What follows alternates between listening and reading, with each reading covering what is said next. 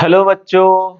मैं उम्मीद करता हूं कि आप सब अच्छे होंगे। दोस्तों, आज हम लोग इस वीडियो लेक्चर में करने वाले हैं कोऑर्डिनेशन कंपाउंड के आईयूपीएसी नामकरण, यानी उपसह संयोजन यौगिकों का आईयूपीएसी नामकरण करने वाले हैं।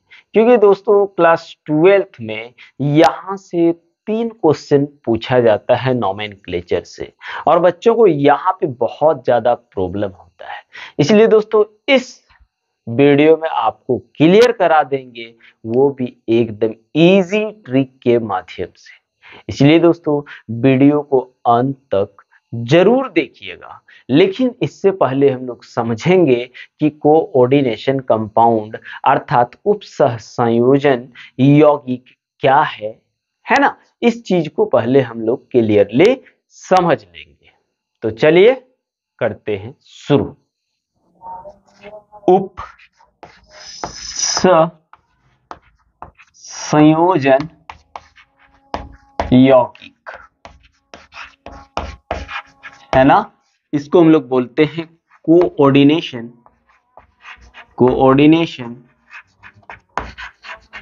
कंपाउंड।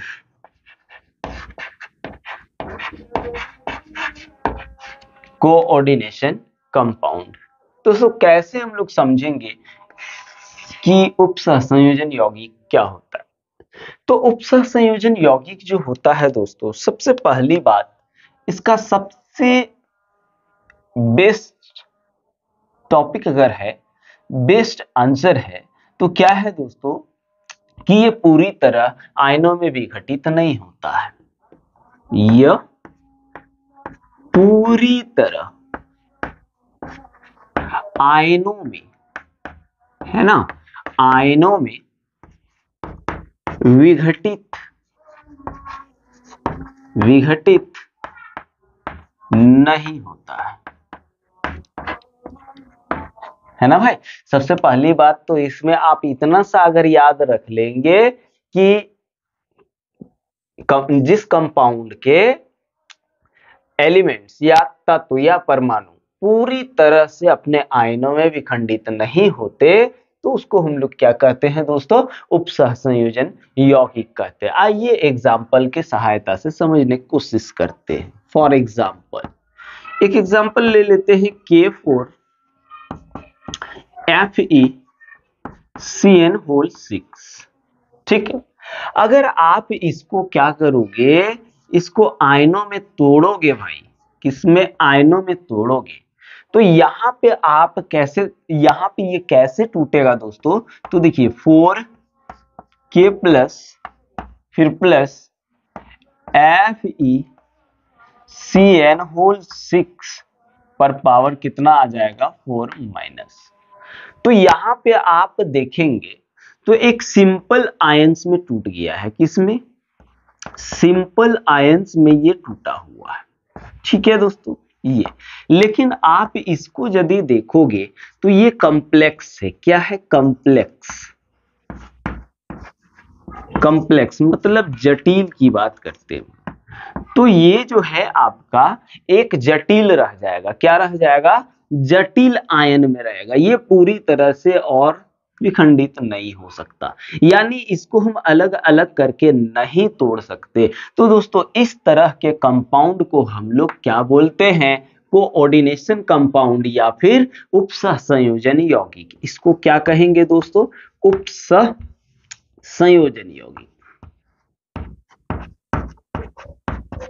उपसह संयोजन यौगिक कहेंगे। लेकिन क्या दोस्तों, सर ये तो ठीक है, बहुत अच्छा से समझ में आया कि ये उपसह संयोजन यौगिक है।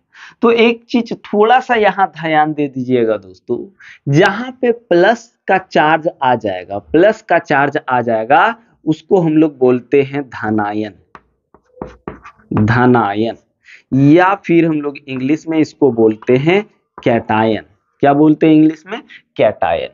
और जिसमें चार्ज माइनस आ जाए, आवेश माइनस में आ जाए, देखिए इसमें माइनस में आया हुआ है दोस्त, ये 4 आया है वो मत देखिए, माइनस में आया है ये देखिए। और जो माइनस में आ जाए भाई, उसको हम लोग क्या बोलते हैं, ऋणायन बोलते हैं। क्या बोलते हैं, ऋणायन। ऋण आयन, ठीक है, ऋण आयन बोलते हैं, या फिर इसको हम लोग एनायन कहते हैं, या फिर इसको हम लोग एनायन कहते हैं। तो दोस्तों क्या है, इसको किस प्रकार का एनायन कहेंगे, इसको कॉम्प्लेक्स एनायन कहेंगे। क्या कहेंगे, कॉम्प्लेक्स एनायन कहेंगे। बोल सर क्यों कहेंगे कॉम्प्लेक्स, क्योंकि ये दोस्तों पूरी तरह से टूटा नहीं है, ये क्या है, पूरी तरह से टूटा नहीं है, इसलिए ये आपका क्या है, कॉम्प्लेक्स एनायन है। तो हम लोग इसको बोलेंगे कॉम्प्लेक्स एनायन बोलेंगे, या फिर इसको जटिल ऋणायन बोलेंगे। क्या, जटिल ऋणायन बोलेंगे। ठीक है भाई, अभी हम लोग समझने वाले हैं कि इसके एक एक पार्ट को हम लोग क्या क्या कहते हैं। ये हमने देख लिया, तो सर हम लोग कैसे समझेंगे कि कौन सा सिंपल कंपाउंड होता है या फिर डबल सॉल्ट होता है। तो एक एग्जांपल यहाँ पे ले रहे हैं दोस्तों, थोड़ा ध्यान दीजिएगा।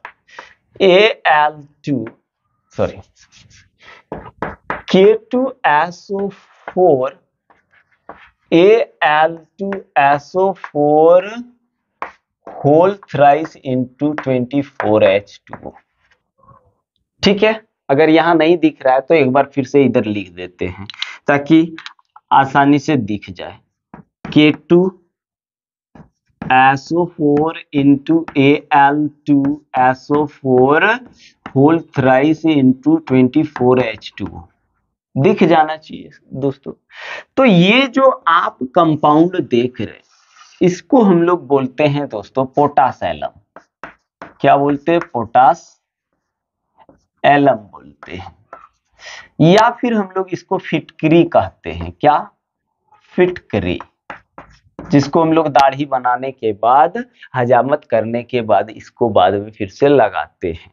ठीक है, अगर आप इसको तोड़ोगे दोस्तों तो ये पूरी तरह से अपने आयनों में विखंडित हो जाएगा, इसलिए ये आपका उपसह संयोजन यौगिक नहीं होगा। ये क्या, पूरी तरह से अपने आयनों में क्या हो जाएगा दोस्तों, विखंडित हो जाएगा, टूट जाएगा, जिसके कारण हम लोग इसको कोऑर्डिनेशन कंपाउंड नहीं कहेंगे। जबकि ये पूरी तरह से टूटा नहीं, आप तोड़े तो ये पूरी तरह से आयनों में नहीं टूटा, जिसके कारण इसको हमने क्या कहा, इसको हमने कोऑर्डिनेशन कंपाउंड कहा।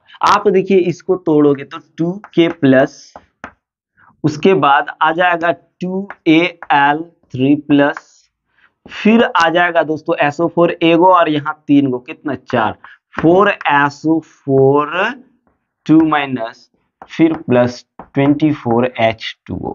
यानी ये पूरी तरह से अपने आयनों में विखंडित हो गया, इसलिए ये एक उपसह संयोजन यौगिक नहीं है, उपसह संयोजन यौगिक नहीं है। क्लियर है दोस्तों। अब यहाँ पे आइए एक एक चीज को बहुत अच्छा से एकदम गहराई से समझने वाले हैं। तो दोस्तों क्या है ना, आपका बोर्ड कंप्लीटली भर चुका है, इसलिए थोड़ा सा इसका स्क्रीनशॉट ले लीजिए, उसके बाद फिर से समझते हैं कोऑर्डिनेशन कंपाउंड के एक एक पार्ट को। तो चलिए इसका स्क्रीनशॉट ले लीजिए।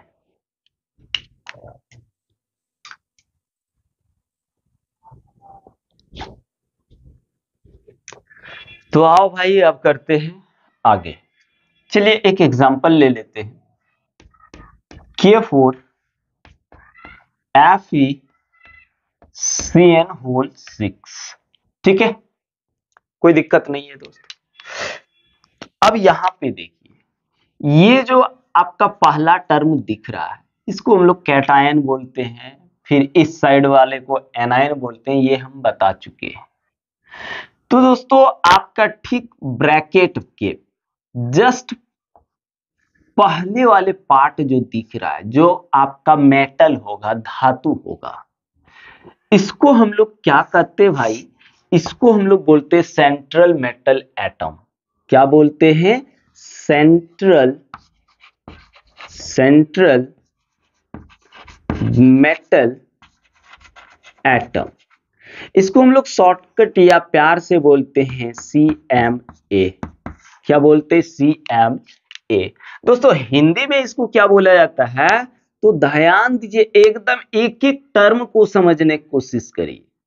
तो हिंदी में इसको बोलते हैं केंद्रीय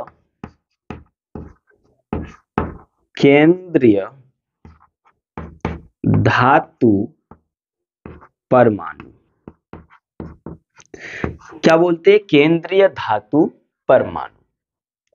इस केंद्रीय धातु परमाणु, ये केंद्रीय धातु परमाणु जो होता है दोस्तों, ये लुईस एसिड की तरह कार्य करता है। किसके जैसा? लुईस एसिड की तरह कार्य करता है। लुईस एसिड या लुईस अम्ल इसको कह सकते हैं। क्या? लुईस अम्ल। तो दोस्तों ये लुईस अम्ल की तरह कार्य करता है। तो सर लुईस अम्ल की तरह कैसे हम समझेंगे ये लुईस अम्ल की तरह कार्य करता है? तो लुईस अम्ल जो होता है दोस्तों, ये इलेक्ट्रॉन को एक्सेप्ट करता है, ग्रहण करता है। ये क्या करेगा? आपका सेंट्रल मेटल एटम या केंद्र धातु परमाणु जो होता है, वो इलेक्ट्रॉन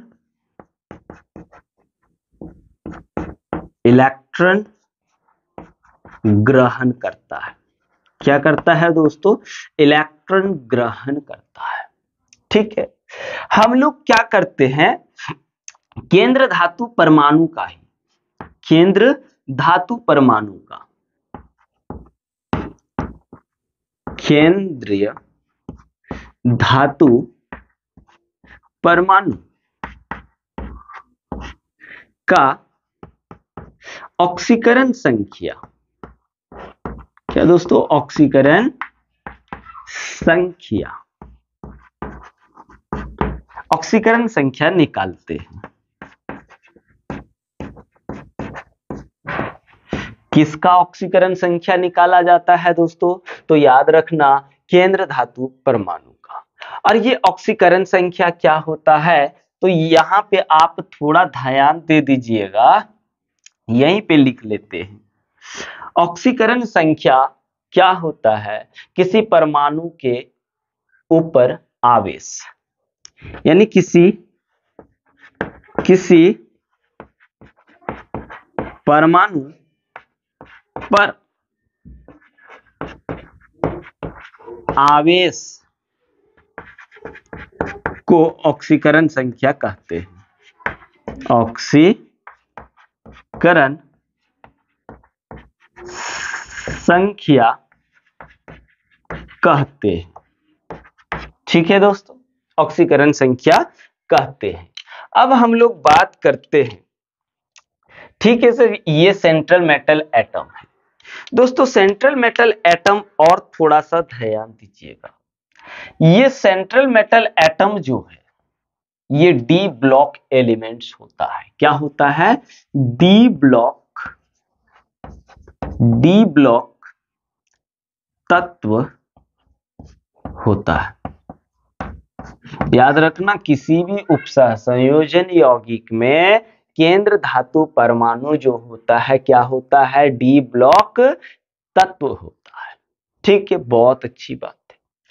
अब यह सेंट्रल मेटल एटम के जस्ट बगल वाला एलिमेंट्स या तत्व, इसको हम लोग बोलते हैं दोस्तों लिगेंड। क्या? लिगेंड।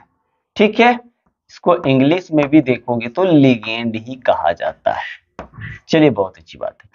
लिगेंड जो होता है दोस्तों, ये लुईस बेस की तरह कार्य करता है। कैसे? लुईस बेस, या फिर आप इसको कह सकते हैं लुईस क्षार की तरह कार्य करता है। ठीक है, अब लुईस बेस क्या है सर? तो लुईस बेस जो होता है भाई, ये क्या करता है? इलेक्ट्रॉन डोनेट करता है या इलेक्ट्रॉन दाता होता है। ये क्या करता है? इलेक्ट्रॉन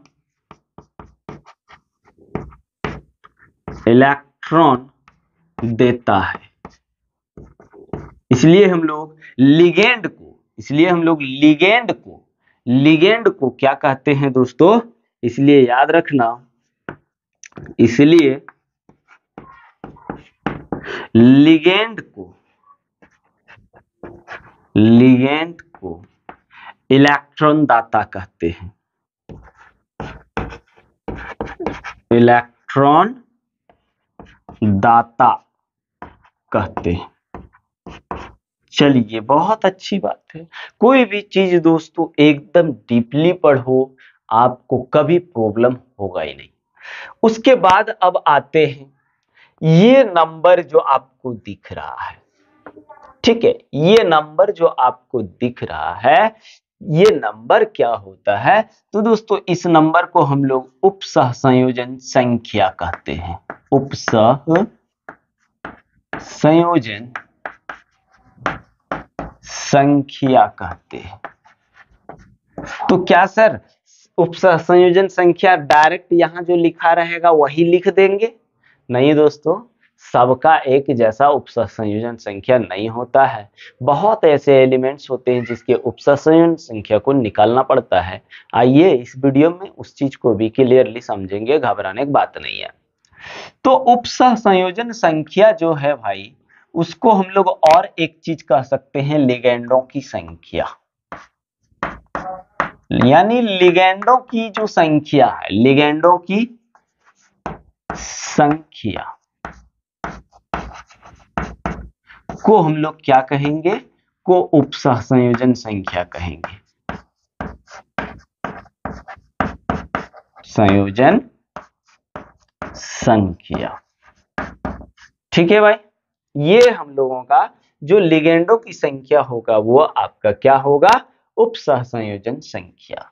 अब बात यह है कि यहां से आप देखिए, यहां से यहां तक जो आपका क्षेत्र है दोस्तों, इसको क्या कहते हैं? आइए यहां लिखते हैं और समझते हैं। इसको हम लोग इंग्लिश में कोऑर्डिनेशन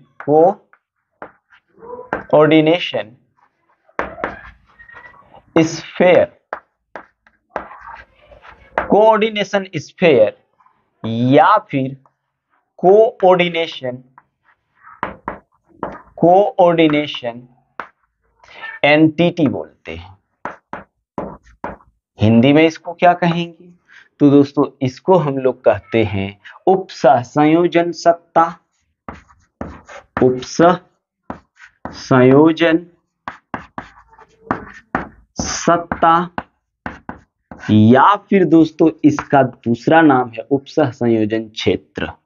ये जो इसका दूसरा नाम क्या है? उपसह संयोजन क्षेत्र। उपसह संयोजन क्षेत्र, ठीक है भाई। अब देखिए, इतना में हम लोगों को क्या पता चला? कोऑर्डिनेशन कंपाउंड जो है, इस तरह से हम लोग इसके एक एक पार्ट को समझ सकते हैं। तो दोस्तों इसका स्क्रीनशॉट ले लीजिए। तो चलो भाई, अब होता है इंतजार खत्म। तो दोस्तों क्या है ना, नोमेनक्लेचर करने से पहले कुछ लिगेंड को हम लोगों को जानना है। आइए कुछ लिगेंड को देख लेते हैं। किस लिगेंड का ऑक्सीकरण संख्या कितना होता है, ये भी चीज जानना है, क्योंकि जब आप नोमेनक्लेचर करोगे तो आपको वहां पे ऑक्सीकरण संख्या की भी जरूरत पड़ेगा, है ना। इसलिए पहले आइए देख लेते हैं। यहाँ पे कुछ लिगेंड है दोस्तों। लिगेंड आप हिंदी में भी लिखोगे तो लिगेंड ही कहेंगे, इंग्लिश में भी लिखेंगे तो लिगेंड ही कहेंगे। जैसे Cl रहेगा तो Cl, इसमें चार्ज कितना होता है? -1। ऑक्सीकरण संख्या कितना होता है? -1। तो Cl को हम लोग क्या लिखेंगे? क्लोरो लिखेंगे। Br को क्या लिखेंगे? ब्रोमो लिखेंगे। और Br में कितना चार्ज होता है? -1। I में कितना चार्ज होता है दोस्तों? -1, और इसको हम लोग लिखते हैं आइडो। फिर NO2 में कितना चार्ज होता है दोस्तों? -1, इसको हम लोग नाइट्रो बोलते हैं। ONO-, यानी इसमें भी अगर देखेंगे तो चार्ज कितना होगा? -1, तो इसको हम लोग बोलते हैं नाइट्रिटो। अगर OH माइनस रहे तो हाइड्रोक्सो, क्या हाइड्रोक्सो। फिर CN माइनस रहे तो साइनो, F माइनस रहे तो फ्लोरो, SO4 2 माइनस रहे तो सल्फेटो, और CO3 रहे दोस्तों तो कार्बोनेटो, और O रहे तो ऑक्सो। अब इस सब में देखिए सल्फेटो में यानी SO4 में क्या चार्ज होगा, -2, या ऑक्सीकरण संख्या क्या होगा 2, क्योंकि चार्ज को ही हम लोग ऑक्सीकरण संख्या कहते हैं। फिर CO3 का क्या हो जाएगा दोस्तों, -2। फिर O का क्या होगा, -2। और कुछ न्यूट्रल यानी उदासीन, क्या दोस्तों, उदासीन, उदासीन है ना। उदासीन लिगेंड अगर देखेंगे तो NH3 यानी इसमें कोई चार्ज नहीं होता है।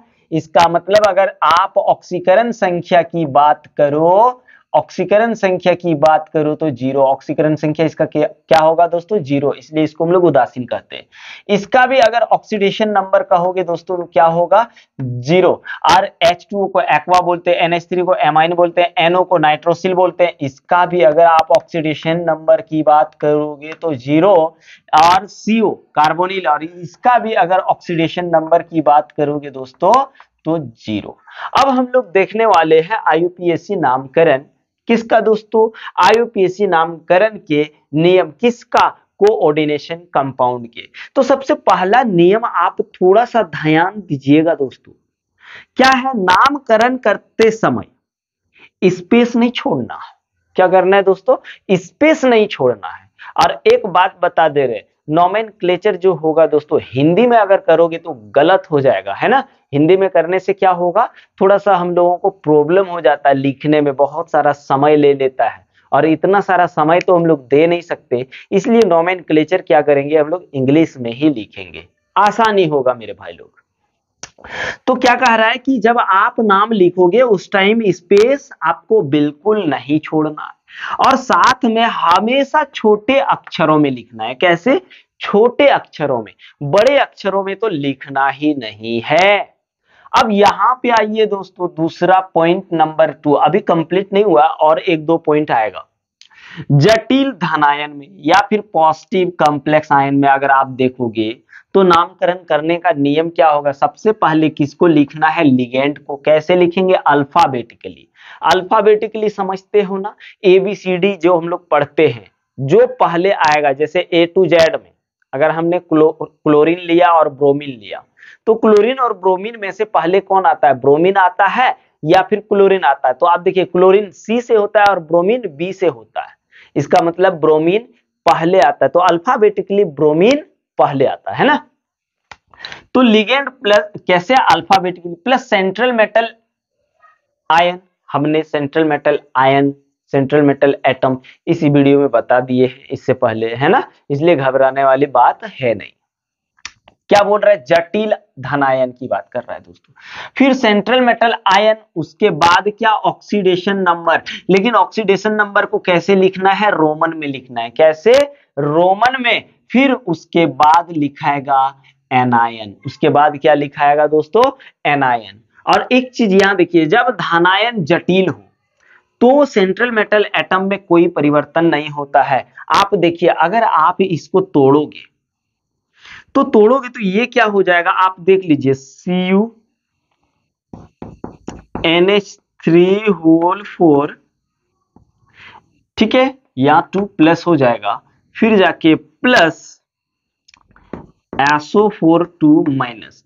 तो आप देखिए ये चीज क्या है दोस्तों, जटिल है। जिसमें प्लस का चार्ज है वो क्या है, जटिल है, ये और टूटेगा नहीं। तो वही बात कर रहे कि धनायन जब जटिल हो तो इसके जो सेंट्रल मेटल एटम होगा उसमें कोई परिवर्तन नहीं होगा, है ना, उसमें क्या कोई परिवर्तन नहीं होगा। तो वही बात हम लोग यहाँ पे कर रहे हैं। तो आइए अब इसका नोमेनक्लेचर कर लेते हैं। तो नोमेनक्लेचर कैसे करेंगे, नोमेनक्लेचर करने से पहले आपको दोस्तों क्या करना है, पहले ऑक्सीडेशन नंबर को निकाल लेना है। तो आइए ऑक्सीडेशन नंबर पहले निकाल लेते हैं। कॉपर का हमने, क्योंकि ऑक्सीडेशन नंबर किसका निकाला जाता है, सेंट्रल मेटल एटम का ही निकाला जाता है। तो आप एक काम करिए, इसका मान लीजिए ऑक्सीडेशन नंबर X, और NH3 आपका क्या है, न्यूट्रल है, यानी ऑक्सीडेशन नंबर की बात करेंगे क्या आ जाएगा, 0। तो ऑक्सीडेशन नंबर इसका हो गया 0, लेकिन है क्या गो 4 गो। फिर प्लस SO4, SO4 का क्या है दोस्तों, आप देख लीजिए SO4 में कितना चार्ज है -2, यानी ऑक्सीकरण संख्या की बात करूं तो -2 इज इक्वल टू क्या आ जाएगा 0, क्योंकि ऊपर में ना प्लस है ना माइनस है। ठीक है, अब इसको 0 को 4 से गुना कर दिए तो क्या हो गया 0 हो गया।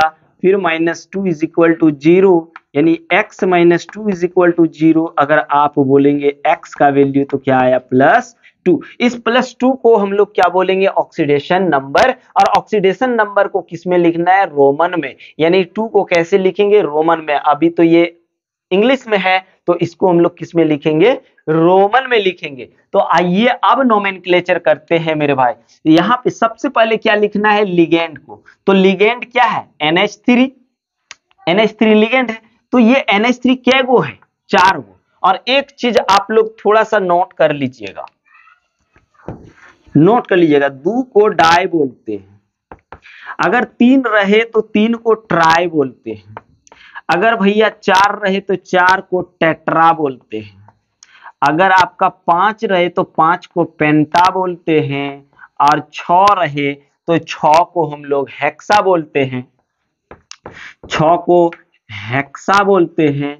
अगर 7 रहे तो 7 को हेप्टा बोलते हैं, 8 रहे तो 8 को हम लोग ऑक्टा बोलते हैं।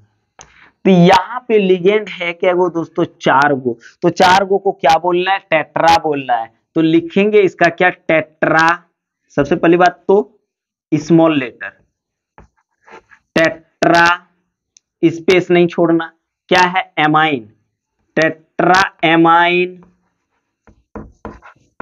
ठीक है, टेट्रा एमाइन। चलो लिगेंड हो गया। लिगेंड के बाद किसको लिखना है सेंट्रल मेटल एटम को, तो ये Cu, Cu क्या होता है कॉपर होता है, तो कॉपर, कॉपर। उसके बाद देखिए सेंट्रल मेटल एटम के बाद क्या लिखना है ऑक्सीडेशन नंबर, तो ऑक्सीडेशन नंबर कितना है 2, तो 2 को कैसे लिखना है रोमन में, चलो 2। उसके बाद क्या, उसके बाद लिखना है एनायन। एनायन क्या है दोस्तों, एनायन क्या है SO4 यानी सल्फेट, सल्फेट। ये हो गया इसका नोमेनक्लेचर। तो एक काम करिए मेरे भाई लोग, इसका स्क्रीनशॉट ले लीजिए, फिर 2-4 एग्जाम्पल हम लोग जटिल धनायन से ही लेते हैं, उसके बाद हम लोग नेगेटिव कॉम्प्लेक्स आयन करेंगे, फिर न्यूट्रल करेंगे, है ना, सारा क्लियर करेंगे, टेंशन फ्री रहिए। पहले इसका स्क्रीनशॉट ले लीजिए, चलिए ले लीजिए। तो आइए भाई अब हम लोग दूसरा एग्जाम्पल करते हैं। चलिए यहाँ पे हमने एक एग्जाम्पल लिया, यहाँ पे देखिए अगर इसको तोड़ेंगे तो ये टोटल पॉजिटिव में आएगा और ये नेगेटिव में आएगा, मतलब ये क्या हो गया आपका, आपका कॉम्प्लेक्स पॉजिटिव हो गया, है ना। तो सबसे पहले क्या करना है, इसका हम लोग ऑक्सीडेशन नंबर निकालेंगे। तो ऑक्सीडेशन नंबर निकालेंगे तो CO कोबाल्ट का क्या हो जाएगा, मान लीजिए X, फिर NH3 का तो क्या हो जाएगा, अब भी हमने बताया दोस्तों 0, तो +0 इंटू है क्या गो 6 गो, फिर प्लस क्लोरीन का कितना होता है -1 इज इक्वल टू 0।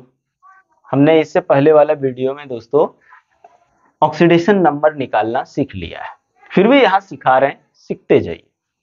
0 को इससे इंटू कर लिए तो 0 हो गया, और ये minus plus -1 is equal to 0, क्योंकि ये देखिए यहाँ पे ना कोई पावर है, अगर इसको आप तोड़ोगे तो यहाँ फिर भी +1 ही आएगा, फिर है ना। तो ये -1 उधर चल गया, तो x का वैल्यू कितना हो गया +1। ये +1 जो है इसको किस रूप में लिखना है रोमन में, कैसे रोमन में। तो आओ भाई अब देखते हैं इसका नामकरण क्या हो जाएगा।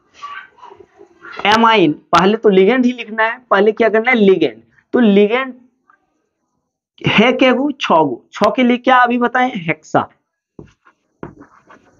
हेक्सा क्या है एमाइन, हेक्सा एमाइन, ठीक है हेक्सा एमाइन। अब लिगेंड के बाद किसको लिखना है सेंट्रल मेटल एटम को, सेंट्रल मेटल एटम कोबाल्ट है, तो आप इसको कोबाल्ट लिख, कोबाल्ट। सेंट्रल मेटल एटम लिखाने के बाद किसको लिखना है रोमन नंबर में ऑक्सीडेशन नंबर को 1, उसके बाद दोस्तों यहाँ पे कौन है, क्लोरीन है, क्या है, क्लोरीन है। ठीक है, इसका नोमेनक्लेचर हो गया। अब हम लोग इसका देख लेते हैं, तो आइए इसका भी निकाल लेते हैं। पहले ऑक्सीडेशन नंबर, इसका आपने x मान लिया, ये तो 0 हो गया, है क्या गो, 4 गो। उसके बाद क्लोरीन का हो गया -1, है 2 गो। फिर जाके इसका कितना, -1 इज इक्वल टू क्या हो गया, 0। ये सब क्या है, पॉजिटिव कॉम्प्लेक्स है, क्योंकि ये बड़ा वाला जो बड़ा बड़ा ब्रैकेट में बंद है ये पॉजिटिव में होगा तोड़ेंगे तो, है ना। और नहीं तो इसको तोड़ के भी दिखा देंगे, एक बार रुकिए। अब चलो 0 को इससे गुना कर दिए तो x plus 0 -2 -1 is equal to 0, यानी x बराबर क्या हो जाएगा, -2 और 1 -3 इज इक्वल टू 0, यानी x बराबर क्या आ गया, +3। क्या आ गया दोस्तों, +3 आ गया। क्या, ऑक्सीडेशन नंबर। ऑक्सीडेशन नंबर हम लोगों ने निकाल लिया। अब नोमेनक्लेचर करना है, तो पहले लिगेंड लिखना है। तो अब यहाँ दो गो लिगेंड है, तो आप अल्फाबेटिकली जाओगे। एमाइन ए से स्टार्टिंग होता है, क्लोरीन सी से स्टार्टिंग होता है। तो पहले अल्फाबेटिकली कौन आता है एबीसीडी में, ए आता है ना। एमाइन ए से स्टार्ट हो रहा है, तो एमाइन क्या गो है, 4 गो। तो ये हो गया टेट्राएमाइन। उसके बाद क्लोरीन क्या गो है, 2 गो, ब्रैकेट से बाहर अंदर डाइक्लोरो। उसके बाद क्या लिखना है दोस्तों, central metal atom. Central metal atom क्या है, कोबाल्ट है, कोबाल्ट। उसके बाद रोमन नंबर में उसका ऑक्सीडेशन नंबर लिखना है, चलो लिख लिए। उसके बाद फिर जाके एनायन को लिखना है। तो एनायन में कोई चेंजिंग नहीं होगा, अगर कॉम्प्लेक्स नहीं है तो, जटिल नहीं है तो कोई चेंजिंग नहीं। क्लोरीन है तो क्लोरीन ही लिखाएगा, क्लोरीन। ठीक है, इसका नोमेनक्लेचर हो गया। अब आप हम लोग चलते हैं इसमें। तो पहले एक काम करते हैं, इसका ऑक्सीडेशन नंबर निकाल लेते हैं। x हो गया, ये तो 0 हो जाएगा, 0 × 2। फिर जाके H2O, ये भी आपका न्यूट्रल लिगेंड है, यानी उदासीन लिगेंड है, तो ये भी हो जाएगा 0 × 2। और ब्रोमीन का कितना होता है, -1 है, क्या गो, 2 गो। NO2 का कितना होता है, -1, तो यहाँ हो गया -1 इज इक्वल टू 0। तो यहाँ हो गया x, ये हो गया 0, ये भी हो गया 0, और इधर हो गया -2, इधर हो गया -1 इज इक्वल टू 0, यानी x -3 हो गया इज इक्वल टू 0। -2 और -1 -3 हुआ ना। तो अब इसको उधर ले जाएंगे तो x बराबर क्या आ जाएगा, +3। ये ऑक्सीडेशन नंबर जो निकला, इसको हम लोग किस में लिखना है, रोमन नंबर में लिखना है। तो सबसे पहले हम लोग को लिगेंड लिखना है। लिगेंड वो भी कैसे, अल्फाबेटिकली, यानी ABCD जो पहले आता है उसको। तो यहाँ पे आप देखिए, एमाइन ए से, एक्वा ये भी ए से, और यहाँ पे आप ब्रोमीन तो बी से होता है। लेकिन ये दोनों में आप जिसको भी पहले लिख सकते हैं, इसमें कोई दिक्कत नहीं है। तो हम लोग पहले लिखते हैं डायएमाइन। क्या, डायएमाइन हमेशा स्मॉल लेटर में लिखना है, लिख दिए हैं तो मिटा दिए ना, कोई दिक्कत नहीं। डायएमाइन, फिर डाई एक्वा, है ना। डाई क्यों लिख रहे हैं, 2 गो है इसलिए। ठीक है दोस्तों, डाई एक्वा। फिर डाई ब्रोमो। पहले लिगेंड लिखना है, लिगेंड यहाँ क्या गो है, 3 गो है, देख लीजिए, डाई ब्रोमो। उसके बाद अब आपको लिखना है सेंट्रल मेटल एटम को। सेंट्रल मेटल एटम क्या है, क्रोमियम।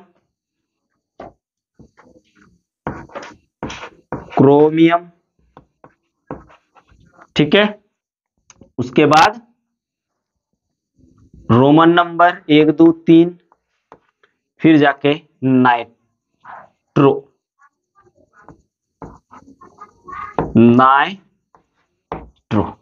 ये हो गया इसका नोमेनक्लेचर। अब आइए इसी को देख लेते हैं, थोड़ा सा देखिए निकालते हैं। इसका x हो गया, इसका डायरेक्ट कर देते हैं 0, इसका हो गया -1 और इसका हो गया -2 इज इक्वल टू 0। ठीक है दोस्तों, अब यहाँ पे x हो गया, अब ये -3 हो गया, इज इक्वल टू 0। ये 0 कैसे हो गया, क्योंकि इसका 0 होता है और 0 को किसी भी संख्या से गुना करोगे 0 ही होगा, और NO2 का -1 होता है, फिर Cl का -1 2 है तो -2 हो गया, यानी x इज इक्वल टू कितना आ गया, +3। आइए अब नाम लिखते हैं। एमाइन A से स्टार्टिंग होता है और नाइट्रो N से, तो अल्फाबेटिकली A पहले आता है, तो ये क्या गो है, 5 गो, तो 5 के लिए क्या लिखते हैं, पेंटाएमाइन, ठीक है भाई। उसके बाद नाइट्रो लिगेंड लिखा गया, तो अब लिखेंगे कोबाल्ट, है ना, सेंट्रल मेटल एटम को कोबाल्ट।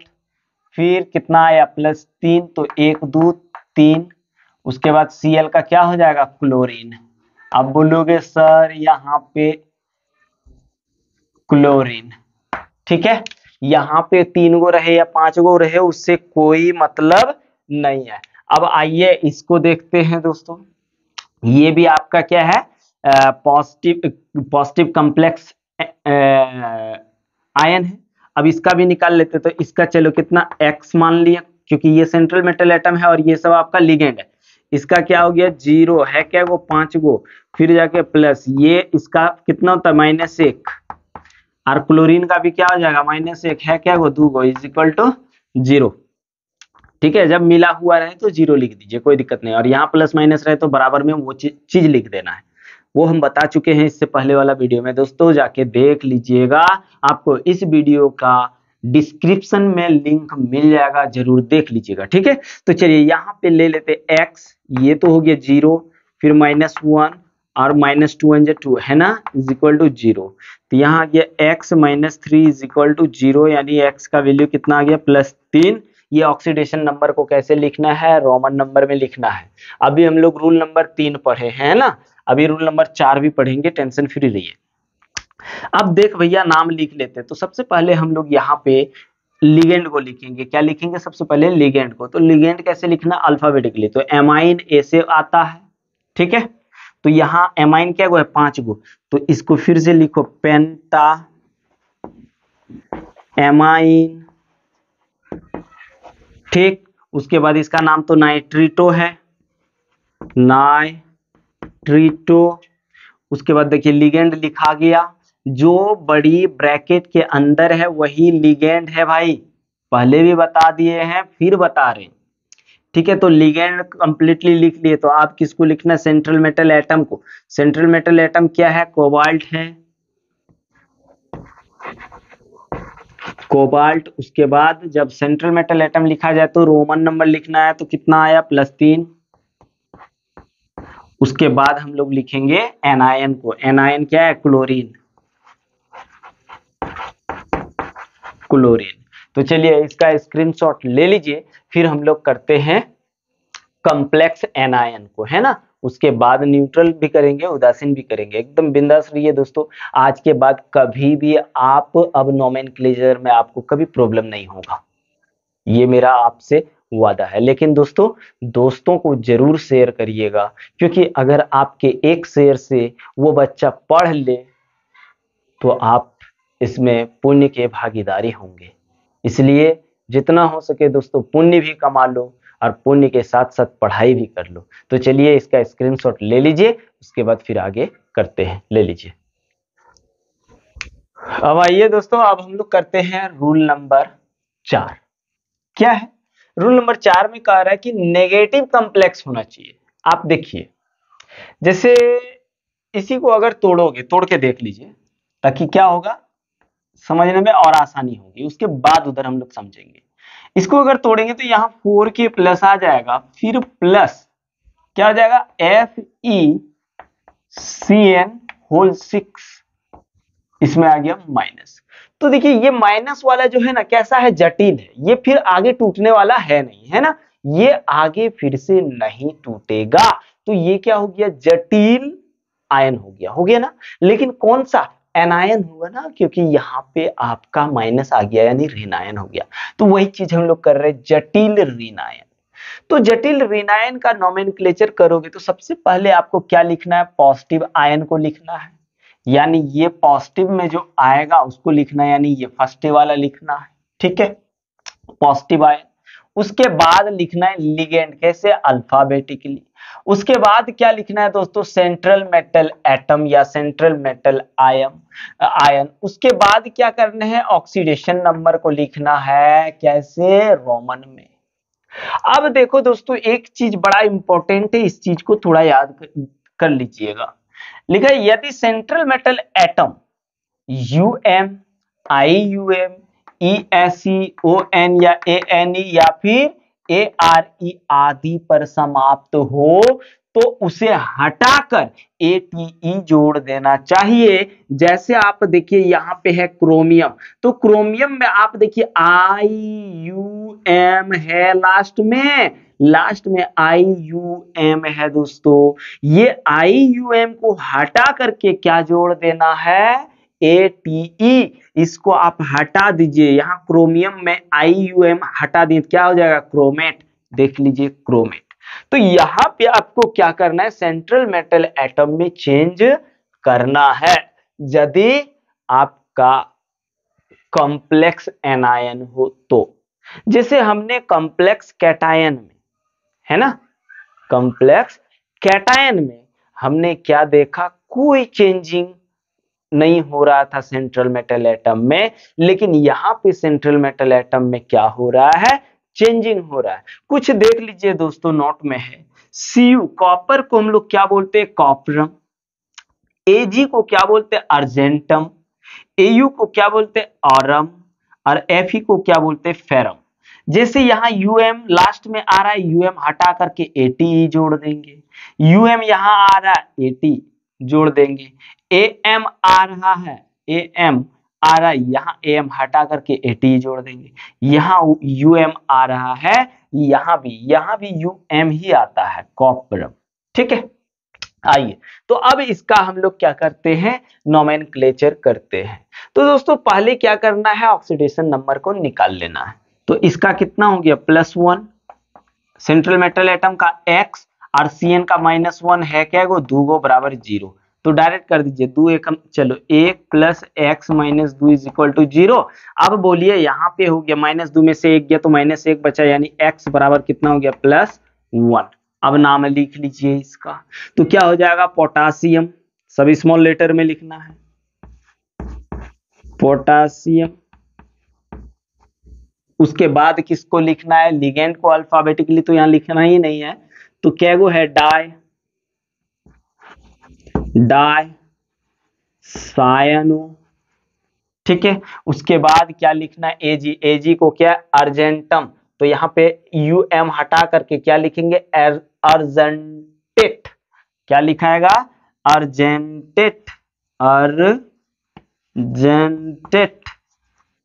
फिर जाके चलो उसके बाद रोमन संख्या में लिख देना है ऑक्सीडेशन नंबर को, इसका नाम हो गया। वैसे आप इसका चलिए निकाल लीजिए, के का यहाँ +3 हो गया। ठीक है, चलो कर लेते, 3 + x, यहाँ -1 को 4 से गुना कर दें तो -4 बराबर 0। 4 में से 3 चल गया, क्या बचा, x - 1 = 0, यानी x बराबर हो गया आपका +1 आ गया। x बराबर क्या आ गया, +1 आ गया। तो इसका नाम क्या हो गया, K3। तो क्या आप लिखोगे, नहीं, इसको कुछ नहीं लिखना है, जो हेक्सा, टेट्रा, पेंटा, ट्राई जो करना है लिगेंड को ही करना है और किसी को नहीं। ठीक है दोस्तों, तो इसका हो गया पोटासियम, पोटासियम। उसके बाद टेट्राक्लोरो, टेट्राक्लोरो, हम क्या बोले हैं, किसी में स्पेस नहीं छोड़ना है। उसके बाद ऑरम को क्या हो जाएगा, ऑरेट, ATE जोड़ देना, ऑरेट। फिर जाके लिख दीजिए ऑक्सीडेशन नंबर। अब आइए इसका निकाल लेते हैं। तो इसका हो गया यहाँ पे 4 + x, यहाँ हो गया -1 और 6 गुना कर दिया तो -6 = 0। 6 में से 2 गया, 4 गया तो बचा -2 = 0, यानी x बराबर कितना हो गया, +2। तो यहाँ पे क्या हो गया, पोटासियम। चलिए पोटासियम, ठीक है भाई, पोटासियम। उसके बाद हेक्सासाइनो, क्योंकि 6 गो है तो 6 के लिए हेक्सा बता चुके हैं, है ना, हेक्सा साइनो। उसके बाद फेरम, फेरम में यूएम हटा करके एटी जोड़ देंगे तो क्या हो जाएगा, फेरेट, फेरेट, ठीक है, FERRATE, फेरेट। उसके बाद ऑक्सीडेशन नंबर 2 हो गया। वैसे ही अब इसका हम लोग देख लेते हैं ना, सोडियम का हो जाएगा 1 और 1 2 हो जाएगा, क्योंकि 1 होता है तो +2 हो गया, फिर प्लस x और इसका -4 इज इक्वल टू 0, 4 में 2 गया तो x बराबर -2 बचा इज इक्वल टू 0, यानी x बराबर कितना आ गया, +2 आ गया भाई। अब चलिए इसका नाम लिखते हैं, सोडियम, सोडियम। उसके बाद टेट्रा ब्रोमो, टेट्रा ब्रोमो। उसके बाद कॉपरम तो कॉपरेट हो जाएगा, कॉपरेट। उसके बाद ऑक्सीडेशन नंबर 2, ठीक है भाई। ये भी नोमेनक्लेचर देखिए कितना आसानी से हो रहा है। अब हम लोग क्या करेंगे, लास्ट वाला करेंगे, उसके बाद उदासीन कॉम्प्लेक्स के लिए भी हम लोग देखने वाले हैं, यानी रूल नंबर 5 अभी तक देख लिए हैं, अब रूल नंबर 6 देखेंगे दोस्तों। उसके बाद जिंदगी में कभी भी आपको प्रॉब्लम नहीं होगा, ये आपसे वादा कर रहे हैं। तो ये कितना हो गया, 3, ठीक है, 3, एक का x मान लिए, क्योंकि 1 होता है प्लस में तो +3 हो गया, इसका -6, क्योंकि -1 को 6 से गुना कर दिए तो यहाँ 6 3 आ जाएगा ना, x बराबर -3 इज इक्वल टू 0, यानी x बराबर हो गया +3। तो ये हो गया पोटासियम, पोटाशियम, ठीक है। उसके बाद हेक्सासाइनो, हेक्सासाइनो, और Cr का क्रोमियम होता है तो क्रोमियम को क्या लिखना है, क्रोमेट, क्रोमेट 3 हो गया मेरे भाई। देखिए कितना आसानी से नोमेनक्लेचर होता है। तो चलिए इसका स्क्रीनशॉट ले लीजिए, लास्ट रूल हम लोग अब देखने वाले हैं। चलिए इसका स्क्रीनशॉट ले लीजिए।